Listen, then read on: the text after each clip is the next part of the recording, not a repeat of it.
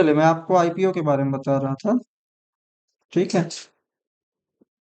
IPO और चलो जो भी आया हमारे पास, जोमेटो दिख रहा है, जोमेटो जोमेटो लिखा रहा है और क्या क्या लिखा रहा है।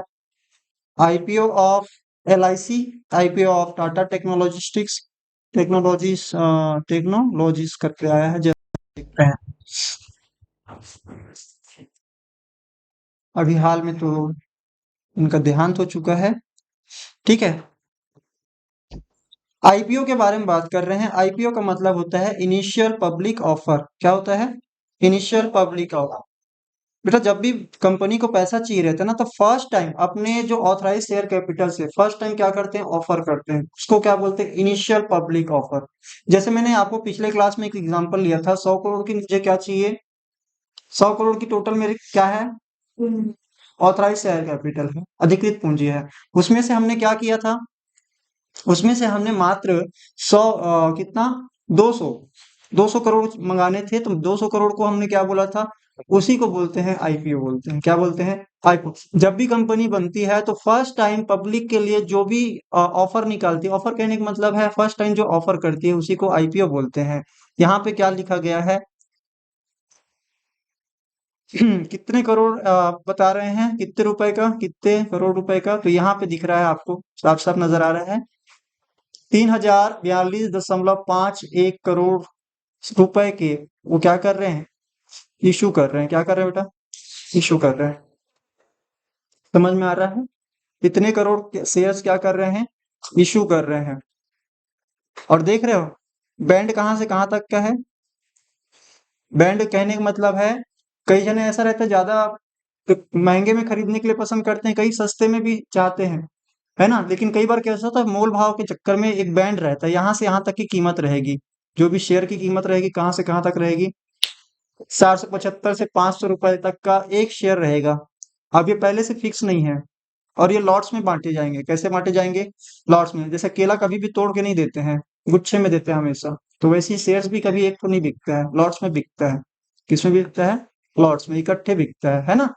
तो वही बात है, जब भी इन्होंने ये क्या करते हैं, फर्स्ट टाइम पब्लिक को क्या करते हैं? ऑफर करते हैं, तो उसको हम बोलते हैं इनिशियल पब्लिक ऑफर। चलो मैं सिर्फ आईपीओ करके सर्च कर रहा हूँ, आपको पता चल जाएगा IPO क्या होता है। हिंदी में तो बताएगा नहीं ये। और टाइम टाइम पे यहाँ पे देखना, आईपीओस आते रहते हैं। आईपीओस मतलब बहुत सारी कंपनियां बन रही है डेली की डेली, हर आए दिन। तो यहाँ पे क्या होता है, हर एक कंपनी क्या कर रही होती है? आईपीओ लाती है। आईपीओ लाती मतलब पब्लिक क्या कर रही है, मैं दिखाता हूँ।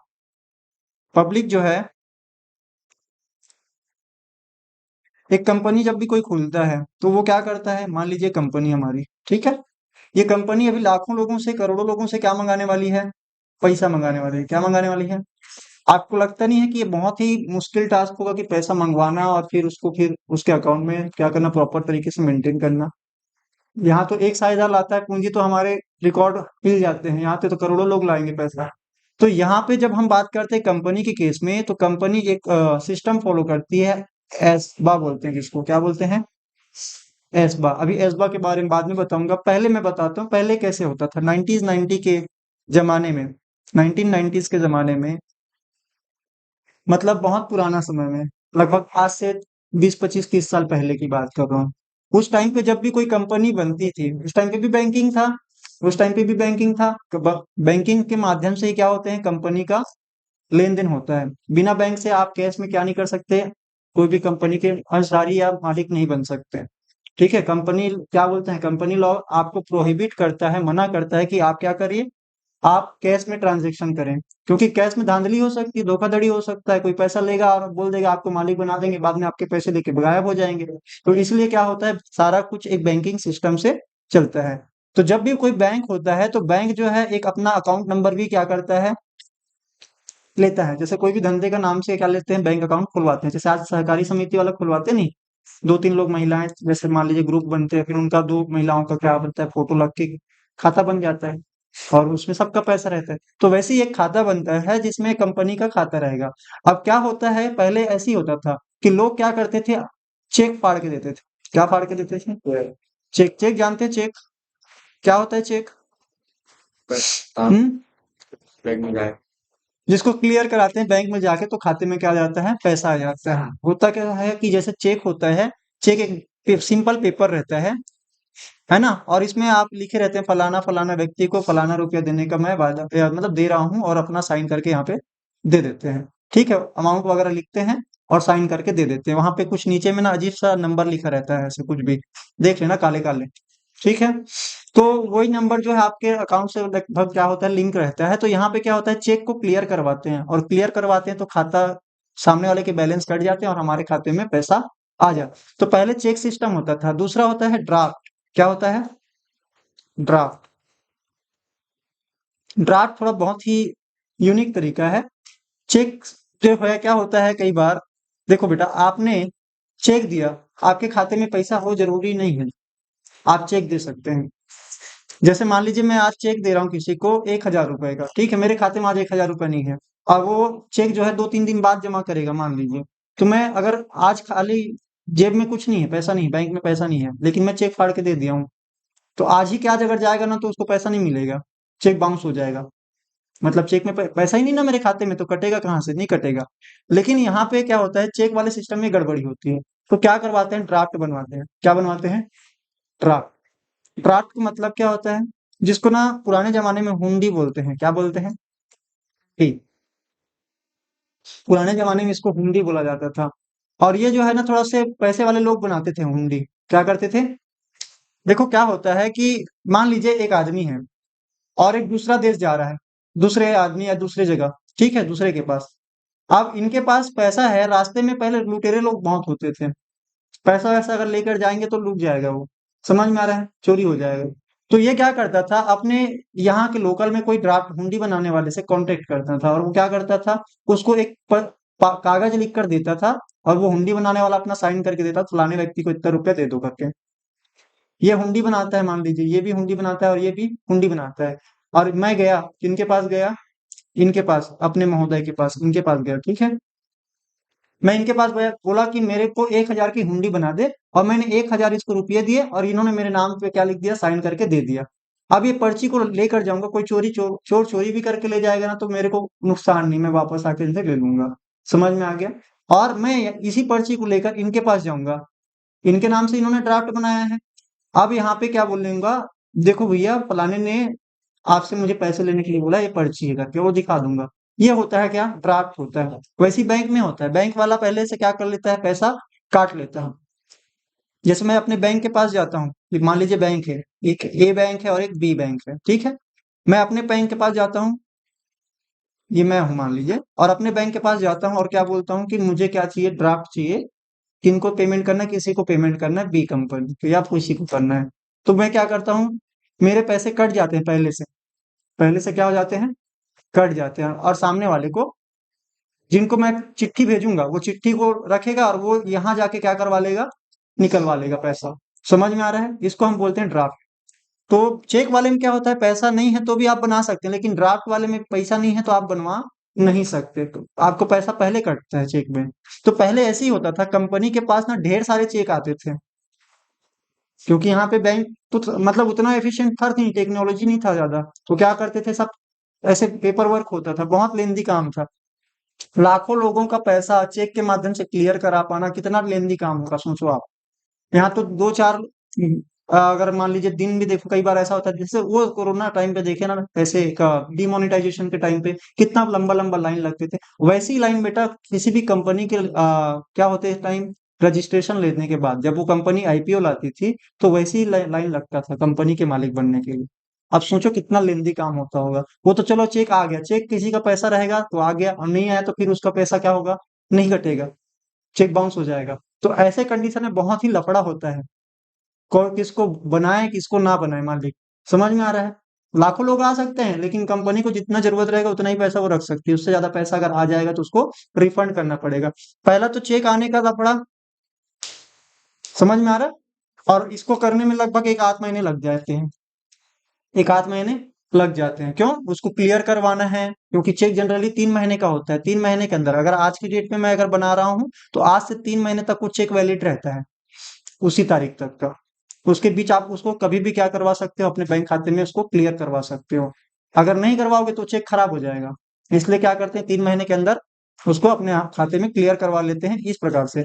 तो पहले बैंक जब नहीं हुआ कर, मतलब बैंक होता था लेकिन इस प्रकार से सिस्टम नहीं था, तो लोग चेक देते थे या ड्राफ्ट देते थे। तो क्या होता था, बैंक जो कंपनी है उसको बहुत ज्यादा दिक्कतों का सामना करना पड़ता था कि भैया इतना सारा पैसे को कैसे ढंग से हम अपने खाते में आए, और जैसे भी आ जाता है तो किस किस का अकाउंट मेंटेन करें। और मेंटेन करने के बाद यहाँ पे एक और समस्या आती थी कि अगर मान लीजिए ज्यादा पैसा आ गया तो उसको क्या करना है, कई बार रिफंड भी करना होता है जिसको ओनर नहीं बना रहे हैं। तो रिफंड करने के लिए आप क्या करते हैं, तो वापस से आप चेक बना के देते थे, किनको, इन लोगों को। तो कैसे भेजेंगे चेक को, तो बाई पोस्ट भेजते थे, घर घर जाके कैसे करेंगे, एक आदमी तो नहीं कर सकता, तो बाई पोस्ट ऑफिस क्या करते थे, चेक को भेजते थे एक जगह से दूसरी जगह। और यही में गड़बड़ी होती थी सबसे ज्यादा। चेक भेज दिया आपने चिट्ठी में, चिट्ठी में डाल के क्या कर दिया, चेक भेज दिए। जरूरी है क्या वो चेक टाइम में पहुंच जाए? कई बार ऐसा भी होता है आदमी ही नहीं मिल रहा है, समझ में आ रहा है, और फिर चेक बाउंस हो गया, फिर कितने दिन कई जने का पैसा इसी डूब जाता था या कुछ गड़बड़ हो जाती थी। समस्या बैंक होते हुए भी ये सारी समस्याएं आती थी। समझ में आ रहा है क्या होता है समस्या? तो पहले कंपनी में मालिक बनना बहुत ही, ऐसा देखो तो लेंदी टास्क था, बहुत लंबा समय भी लगता था। कई लोग पागल हो जाते थे इसी चक्कर में, कितने दिन वेट करें हम लोग, कब आएगा हमारी बारी, कब आएगा, देखते रहते थे। आज की डेट में एक एसबा सिस्टम आया है जिसको हम बोलते हैं, जैसे आपके बुक में मैं दिखाता हूँ, चलिए, दिख रहा है, अवरुद्ध राशि द्वारा समर्थित आवेदन, इसको एएसबीए बोलते हैं। क्या बोलते हैं? एएसबीए। इसको शॉर्ट में हम लोग एसबा बोलते हैं, ठीक है, एएसबीए। इसको क्या बोलते हैं, अवरुद्ध राशि द्वारा समर्थित आवेदन। इसको हिंदी में मत पढ़ना क्योंकि इंग्लिश में इसका सेम मीनिंग है।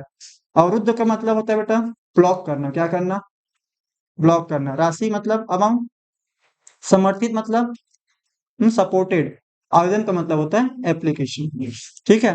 तो एएसबी का फुल फॉर्म जो है, आप याद रखना, क्या बात कर रहा था, A S B A. ASBA का मतलब होता है अकाउंटिंग, अकाउंटिंग, एक बार मैं देख लेता हूँ, एक मिनट, चलो मैं यहाँ से सर्च कर लेता हूँ, एएसबीए, ठीक है।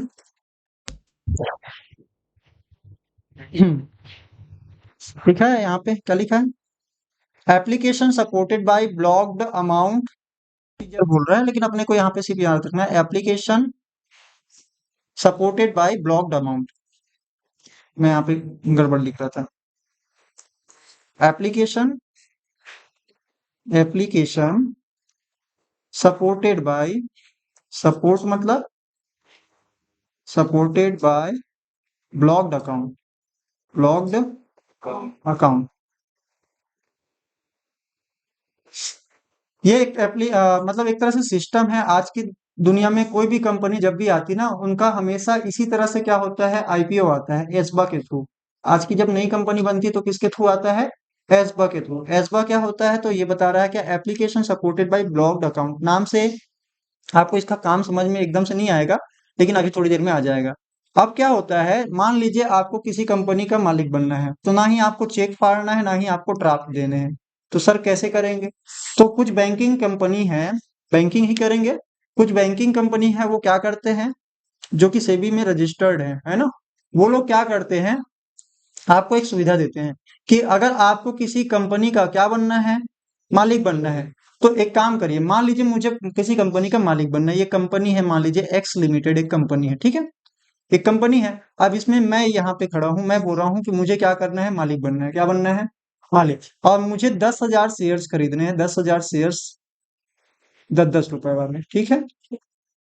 अब मैं इस कंपनी में इंटरेस्टेड हूँ, 10,000 शेयर 10-10 रुपए वाले, मतलब 1 लाख रुपए मैं इसमें लगाना चाहता हूँ। बात क्लियर है? मेरे खाते में मान लीजिए 3 लाख है, कितने हैं, मेरे बैंक अकाउंट में, मेरे खाते में 3 लाख रुपए हैं। अब क्या होगा, इस 3 लाख रुपए का पैसा मेरे खाते में ही रहेगा, लेकिन उसको मैं यूज नहीं कर पाऊंगा। क्यों?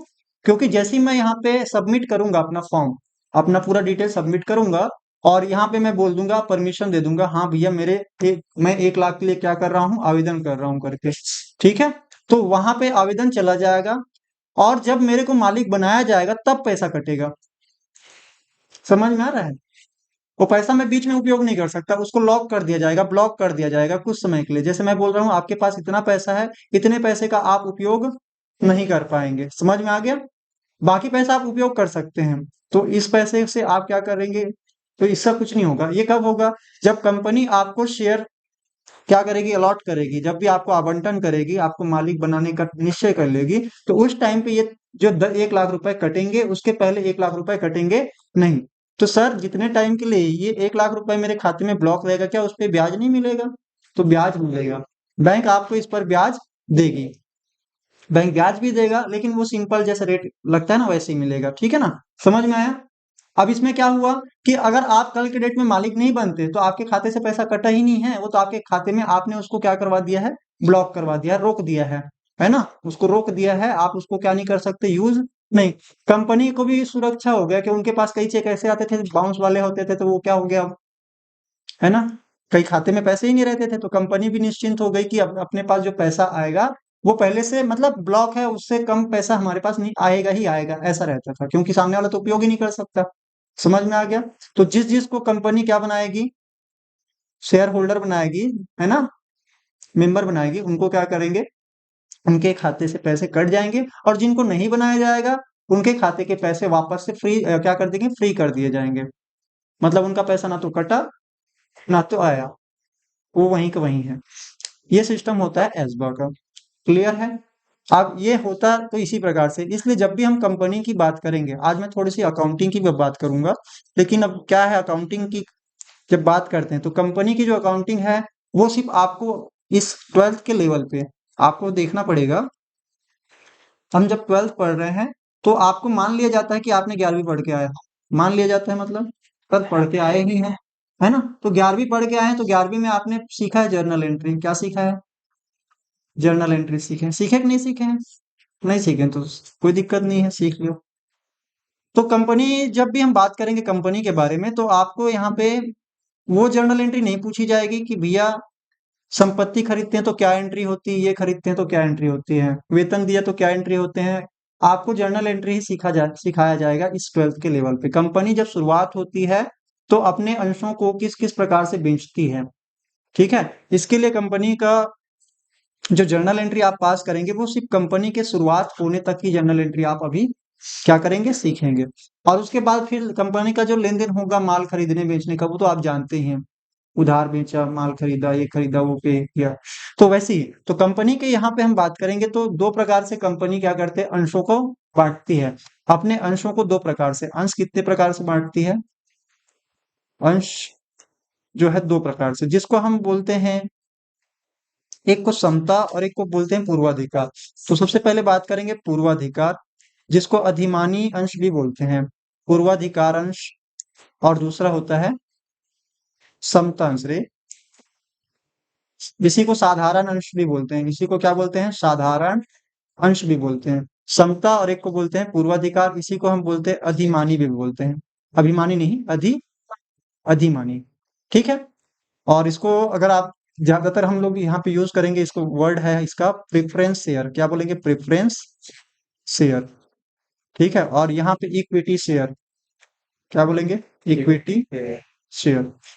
इक्विटी कहने का मतलब ये सारे है तो रियल ओनर, ये दोनों है तो कंपनी के मालिक ही, लेकिन यहाँ पे बेटा कई जने ऐसे हैं मालिक तो बनना चाहते हैं लेकिन ज्यादा रिस्क लेने की हिम्मत नहीं रखते, तो वो लोग क्या अंश लेते हैं? पूर्वाधिकार अंश लेते हैं। क्या अंश लेते हैं? पूर्वाधिकार अंश वो अंश है जिसपे कोई भी आदमी अगर पूर्वाधिकार अंश खरीद रहा है, देखो अंश के दो प्रकार से खरीदेंगे, ठीक है ना? जैसे मैं बोलता हूँ टमाटर के दो वैरायटी मेरे पास, एक पिचकोल्हा वाला है और एक बढ़िया वाला है। एक को सस्ते में दे रहा हूँ, एक को महंगे में ठीक भाव में दे रहा हूँ। ऐसा नहीं मैं एकदम लूट रहा हूँ। मैं ये बोल रहा हूँ कि पूर्वाधिकार का मतलब ये हो गया कि आपको पहले अधिकार है क्या चीज पाने का? लाभ के हिस्सा पाने का, लाभ में हिस्सा पाने का, लाभांश जिसको हम बोलते हैं, वो पाने का पहला अधिकार है। ठीक है? इसी को डिविडेंड बोलते हैं। क्या बोलते हैं बेटा? डिविडेंड। डिविडेंड जैसे हम बात करते हैं क्या, शेयर होल्डर जब शेयर कंपनी में बात करें, सॉरी पार्टनरशिप की जब बात कर रहे थे तो क्या बोल रहे थे? क्या बोल रहे थे? जो लाभ हानि आता था ना उसी को हम क्या बोलते? लाभ हानि ही बोलते थे, लेकिन यहाँ पे हम क्या बोलेंगे? लाभांश को डिविडेंड बोलते हैं। यहाँ पे कमाए गए कोई भी पैसे को क्या बोलते हैं? शुद्ध लाभ नहीं बोलेंगे, यहाँ पे क्या बोलेंगे? लाभांश बोलेंगे। अब ये लाभांश पाने के अधिकारी पहले हो जाते हैं। देखो, कंपनी पे हालांकि लगता 3 जने का पैसा है। कितने जने का पैसा है? कौन कौन से 3 जने का? तो एक होता है बेटा जो कि हम बोलते हैं डिबेंचर होल्डर। क्या बोलते हैं? डिबेंचर। डिबेंचर का मतलब होता है जो ऋणदाता है। जो क्या है? ऋणदाता को यहाँ पे हम बोलते हैं डिबेंचर होल्डर। ठीक है? जो ऋण आपको क्या करता है? उपलब्ध कराता है। और जो मालिक होते हैं उनको दो कैटेगरी में बांट दिए हैं, एक को प्रेफरेंस और एक को इक्विटी। समझ में आ रहा है? तो जब भी पैसा देने की बारी होगी तो ये जो है ब्याज पे रहता है। किस पे रहता है? कौन? डिबेंचर वाले, जिसको हम ऋण पत्रधारी बोलते हैं। ठीक है? इसको हम क्या बोलते हैं? ब्याज पे रहता है। किस पे रहता है? ब्याज पे रहता है। इनका ब्याज दे देने के बाद जो भी पैसा बचता है लाभ का, वो इन दोनों को बटेगा। तो जब इन दोनों को बांटने की बारी आएगी तो सबसे पहले प्रेफरेंस वाले को क्या दिया जाएगा? महत्व दिया जाएगा। और इसको भी क्या मिलता है? फिक्स रेट से मिलता है। मान लीजिए इसको 12% दे रहे हैं ना, तो इसको मान लीजिए 10% या 11% ऐसा कुछ देंगे। समझ में आ रहा है? जनरली जो होता है बेटा, जो डिबेंचर वाले होते हैं, ऋण पत्रधारी होते हैं, उनको ज्यादा रेट से मिलता है, और जो मालिक रहते हैं उनको थोड़ा सा कम दिया जाता है। अगर आपको मालिक बना तो कम में निपटा दोगे ना। समझ में आ रहा है कि नहीं आ रहा है? और वैसे ही जो इक्विटी वाले होते हैं, इनका कोई भी फिक्स नहीं रहता। कहने का मतलब, कल की डेट में अगर पैसा नहीं है, पर्याप्त पैसा नहीं है, प्रेफरेंस वालों को बांट के क्या हो रहा है? पैसा खत्म हो जा रहा है, इक्विटी वाले ठेंगा। समझ में आ रहा है? तुम्हारा कुछ नहीं है फिर। तो वैसे ही होता है। तो यहाँ पे अगर देखा जाए तो सबसे ज्यादा रिस्क किसको है? इक्विटी वाले को है। तो इक्विटी वाले को रिस्क है तो इनको एक मजा भी है। क्या मजा है? इनको वोट डालने का अधिकार है। क्या डालने का अधिकार है? कंपनी के कोई भी अफेयर्स होते हैं, मतलब कोई भी लेन देन होते हैं, कोई भी मामले होते हैं, उस पे क्या होता है? वोट डालने का अधिकार इक्विटी वालों को होता है। ठीक है? और इक्विटी वाले क्या करते हैं? डिसीजन लेते हैं, किसी भी बात को अपनी राय रखते हैं। वैसे बाहरी आदमी को कोई भी डिसीजन लेने का अधिकार नहीं है। ये कमाए या ना कमाए, पैसा इनको डिबेंचर वालों को मिलेगा ही मिलेगा। ऐसा होता है। बात समझ में आया? क्लियर है? तो चलिए, तो लाभांश में पहले हिस्सा प्राप्त, और कंपनी कभी भी बंद होगी तो सबसे पहला जो अधिकार होगा संपत्तियों पे बिकने के बाद जो भी पैसा मिलेगा, उसमें पूर्वाधिकार वाले को पहले देंगे। और उसके बाद जो बच जाएगा ना पैसा आखिरी में, वो सब किसको जाएगा? समता। लेकिन मजे की बात बताऊं, अगर फायदा होगा ना, तो जम के फायदा समता वालों को होगा, और नुकसान होगा तो जम के हानि किसको होगा? समता वाले को होगा। समझ में आ रहा है? फायदा क्यों? क्योंकि इनको फिक्स रहता है। इनका जनरली क्या रहता है? पूर्वाधिकार वालों का कुछ दर से क्या होता है? रेट से, कुछ रेट ऑफ इंटरेस्ट इसका भी क्या रहता है? फिक्स रहता है। इंटरेस्ट नहीं बोलते, लेकिन इसको लाभांश का कुछ रेट जो है फिक्स रहता है, 10%, 12%। समझ में आ रहा है? लेकिन समता वालों को कोई फिक्स नहीं रहता। मिलेगा तो बहुत सारा मिलेगा पैसा, नहीं मिलेगा तो कुछ नहीं मिल सकता। ऐसा भी हो सकता है। तो वही बात है। तो आपका यहाँ पे डिसीजन आप पे डिपेंड करता है, आप कौन सा वाला क्या करते हैं, कंपनी बनाना चाहते हैं। तो जैसे यहाँ पे क्या होगा, पूर्वाधिकार वाले की जो बात करेंगे तो समता वाले में थोड़ा सा देखते हैं। पूर्वाधिकार वाला तो क्लियर है आपको। समता वाले में क्या है? कोई भी ऐसा फिक्स रेट ऑफ इंटरेस्ट नहीं मिलता है। और जब भी यहाँ पे सबसे लास्ट में इनको क्या मिलेगा? जब भी कंपनी बंद होगी तो सबसे लास्ट में इन्हीं का लेन देन क्या होगा? सेटल होगा। जैसे हम लोग बात कर रहे थे साझेदारी में, बाहरी आदमियों को पहले पे करो वसूली खाता से, उसके बाद घर के आदमी को देखो। तो वैसे ही यहाँ पे भी होता है। घर के आदमी दो प्रकार के हैं, एक पूर्वाधिकार वाले हैं तो इनको पहले मिल जाता है अधिकार, और समता वालों को बाद में मिलता है। ठीक है? और जब भी हम बात करेंगे बेटा आपके जैसे सिलेबस में आगे जब बढ़ेंगे, तो हम सबसे पहले समता की बात करेंगे। किसकी बात करेंगे? पूर्वाधिकार आप ऑटोमेटिकली समझ जाएंगे। समता पढ़ेंगे, उसके बाद पूर्वाधिकार जो है आगे हम आराम से कर लेंगे, और उसके बाद ऋण पत्रधारियों का भी खाता आराम से बना लेंगे। और एक चीज और रहता है, ये जो है बेटा शोधन योग्य होता है। क्या होता है? शोधन योग्य। शोधन योग्य कहने का मतलब है शोधनीय, ऐसे भी बोलते हैं इसको। इसको बोलते हैं रिडीमेबल। क्या बोलते हैं? रिडीमेबल। रिडीमेबल का मतलब होता है कंपनी वापस से उन अंशों को वापस खरीद लेती है। क्या कर लेती है? खरीद लेती है। लेकिन ये 20 साल से ज्यादा नहीं हो सकता। 20 साल के अंदर ही क्या करना पड़ता है? उसको खरीदना पड़ता है। 20 साल के अंदर ही उसको क्या करना पड़ता है? खरीदना पड़ता है। जो प्रेफरेंस शेयर होल्डर होते हैं वो मालिक तो होते हैं, लेकिन लंबे समय के लिए मालिक नहीं है। वो भी कितने समय के लिए मालिक हैं? 20 साल से ज्यादा के मालिक नहीं बन सकते। समझ में आ रहा है? तो भैया इसलिए ना पूर्वाधिकार वाले लोग ज्यादातर, एक तरह से मैं बोलूं कि लोग यहाँ पे समता वाले ज्यादा रहते हैं, पूर्वाधिकार वाले भी कंपनी के हिसाब से रहता है, अलग अलग कंपनी में अलग अलग तरीका रहता है। लेकिन आप ध्यान रखना कि ये शोधनीय होते हैं। शोधनीय कहने का मतलब इसको रिडीम किया जाएगा, बाद में इनसे वापस से अंश को खरीद के इनके पैसे वापस कर दिए जाएंगे। समझ में आ रहा है? और समता वालों को क्या होगा, इनका कभी भी शोधन नहीं होगा, एक बार मालिक बन गए इनका पैसा कभी भी रिटर्न नहीं किया जाएगा। समझ में आ गया? इनका पैसा एक बार कब आ गया है तो इसको कभी भी वापस इनका अंश वापस से खरीदा नहीं जाएगा, इसको पैसा वापस नहीं किया जाएगा। लाभ मिलता रहेगा, जो भी लाभ कंपनी कमाएगा उसमें कुछ ना कुछ हिस्सा मिलता रहेगा, लेकिन यहाँ पे क्या होगा कि वापस से इनको कभी भी कंपनी नहीं खरीदेगी वापस। ओके, क्लियर है? तो ये दो प्रकार के हैं। आगे चलकर हम देखेंगे कि एक अंश जो है उसको जब हम 10 रुपए के जनरली रहेगा आपके क्वेश्चन में, तो इस 10 रुपए को बाइफरकेट करके आगे तोड़ेंगे। तो ध्यान रखना बेटा, इसको आगे इसलिए तोड़ा जाता है ताकि कंपनी को इकट्ठे पैसे की जरूरत नहीं, और एक साथ कोई भी आदमी दे भी नहीं पाएगा पैसा। तो इस 10 रुपए को मैंने फॉर एग्जाम्पल के तोड़ा था। जैसे मान लीजिए इसको 2 रुपए, एक 3 रुपए, फिर एक को मान लीजिए 2 ही मान लेते हैं, फिर बाकी जो बचे उसको और कई टुकड़ों में मंगा सकते हैं, लेकिन आपके क्वेश्चन जो है सहूलियत के लिए इस प्रकार से बोलते हैं। तो जब भी पहली बार जब आवेदन करना रहेगा तो कंपनी बोलेगी कि तो आपको कम से कम आवेदन करने के लिए 2 रुपए अपने शेयर से पीछे लाने पड़ेंगे। तो इसको अंश आवेदन की राशि बोलते हैं। क्या बोलते हैं? अंश आवेदन की राशि बोलते हैं। और इसके बाद कंपनी डिसाइड करती है कि आपको मालिक बनाना है कि नहीं बनाना है, अलॉट करना है कि नहीं। तो अगली चिट्ठी घर में आएगी और बोलेगा ये बोलेंगे कॉन्ग्रेचुलेशन, आप क्या बन चुके हैं, हमारे कंपनी के मालिक बन चुके हैं, अगला पेमेंट इस तारीख को कर दो। ऐसे बोलेंगे। एक तो सुखी सुखी भी लगेगा, अच्छा लगेगा। और जिनको आवेदन नहीं आवंटन नहीं होगा उनके यहाँ घर में क्या जाएगा, हाँ उसके यहाँ भी जाएगा, चिट्ठी जाएगा, या पहले चिट्ठी जाता था, आज की डेट में क्या होगा, ईमेल आएगा। क्या होगा, हम बहुत दुख के साथ आपको सूचित कर रहे हैं कि आप हमारे कंपनी के क्या नहीं बन पाए हैं, आपके पैसे इतने दिन में रिफंड कर दिए जाए। ऐसे वाले होते हैं। तो जिनका आवेदन का हम क्या करेंगे, स्वीकार कर लेगी कंपनी, उसको आवंटन बोलेंगे। क्या बोलेंगे? अंश आवंटन। क्या बोलेंगे? अंश आवंटन, अलॉटमेंट बोलते हैं। ठीक है, पहले एप्लीकेशन फिर अलॉटमेंट। अलॉटमेंट मतलब बांटना, मालिकाना हक बांट दिया। अब आगे चलकर जो आवंटन किए गए लोग हैं उन्हीं लोगों से क्या किया जाएगा, बाद में पैसा उनका बचा हुआ जब जब कंपनी को जरूरत पड़ेगी तब तब मंगाया जाएगा। तो इस वाले को हम बोलेंगे प्रथम याचना। क्या बोलेंगे? याचना। याचना मतलब दया दृष्टि वाला नहीं, याचना मतलब यहाँ पे इसको हम इंग्लिश में बोलते हैं कॉल। क्या बोलते हैं? कॉल मनी बोलते हैं। कॉल मतलब पुकारना, मंगाना, जैसा भी समझ लो। तो प्रथम याचना का मतलब हो गया जब भी हम क्या करते हैं, अलॉटमेंट कर देते हैं, उसके बाद भी जब भी हम क्या करेंगे, कोई भी अमाउंट मंगाएंगे तो उसको हम बोलेंगे याचना कर रहे हैं, कॉल कर रहे हैं। फर्स्ट कॉल बोलेंगे इसको। क्या बोलेंगे? इसको आप लिख सकते हैं अंश, प्रथम याचना, जैसा भी है। ठीक है, हर बार अंश लिख देंगे। ठीक है, क्लियर है? दूसरा, आगे जैसे हम मंगाते जाएंगे, जैसे द्वितीय याचना बोलेंगे, इसको क्या बोल देंगे? द्वितीय याचना। द्वितीय याचना क्यों? क्योंकि हमने पहले कर रखा है, तो इस पहले के बाद तो सेकंड की ही बारी आएगी, तो इसको बोलेंगे द्वितीय याचना।